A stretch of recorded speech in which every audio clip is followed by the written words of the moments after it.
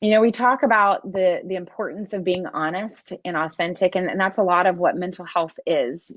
I mean, you can maybe see that I'm a huge fan of Wonder Woman, and a lot of that has from a very young age. Truth speaking and honesty has always been what has driven me. There's something about being honest about whatever it is that we're going through that brings healing.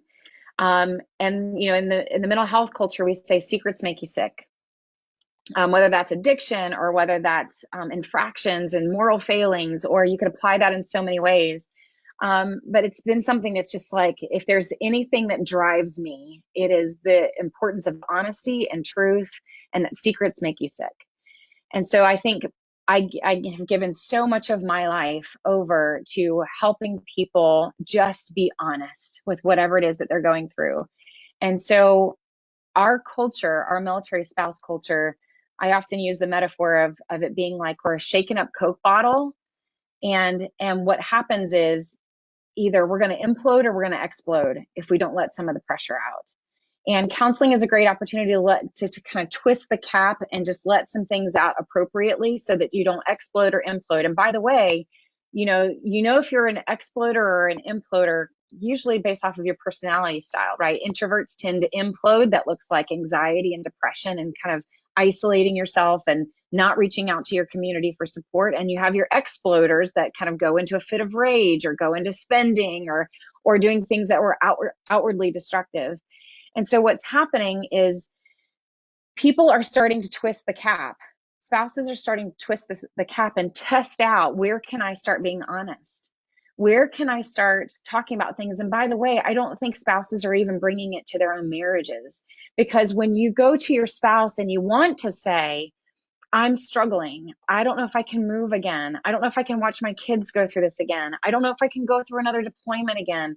That's really hard to say to your spouse, who, number one, enjoys their job, is good at their job, is providing for the family, is giving us the ability to stay home or pursue something else or whatever. And so even being honest in your marriage, it can create shame in the other person, and that's not what we want to do, because we love our spouse and we want our marriage to succeed. And in a lot of ways, we're not asking to leave this life. We're actually just asking for a little bit better balance or some hope or some coping skills, or to just talk about it. And so when we don't know how to do that, we just kind of keep it all bottled up, and the pressure starts to build even more. And so what we're starting to see is spouses that are starting to try to find the right areas to leak out some of that frustration and some of that pent up anxiety. And so whether they're saying it on Facebook or whether they're saying it at a sync session or a town hall, people are starting to say things out loud. And what's really unfortunate is that over the last decade, it has gotten better, but over the last decade, there's a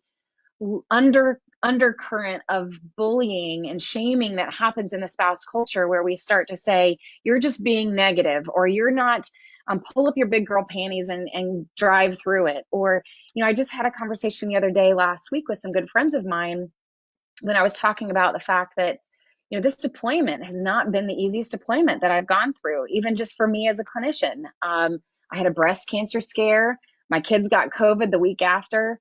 We had an ice storm hit here in Texas where we almost lost power and water, and that's only in a 3-week span. And I'm out there in the ice trying to figure out how to cover my pipes so they don't freeze, or what am I going to do to get groceries when I'm trying to quarantine? Like, there is just an immense amount of stress. And so I took that to my friends, and they said, Corey, it's okay to just survive, right? Like that, sometimes there are seasons where you just survive things.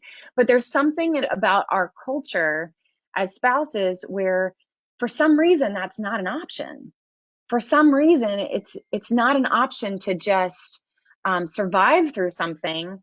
We got to figure out how to be independent, and we got to figure out how to have control, and figure out how to thrive through a deployment or a situation and say, look what I did, look what I accomplished, when I don't know if that's humanly possible all the time. And so we've got to be able to start saying, you know what, no, things are really hard, or no, this does deserve a cry, or this does deserve I need to reach out to my friends and process this, and for my friends to validate the fact that this is hard.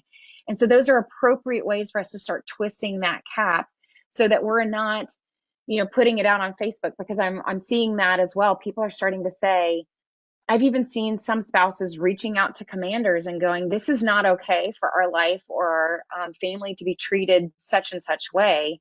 And yet there's so much kind of um, that reaction, that response of, shh, you can't do that. You can't go and talk about your problems, and you definitely can't call a commander, right? But it's not an issue of where should you be taking it, should you call your commander. This is an issue of just starting to see the culture more as needing to talk. That's kind of what we're seeing is people are needing to talk. It's how do we give them the appropriate channels to do that?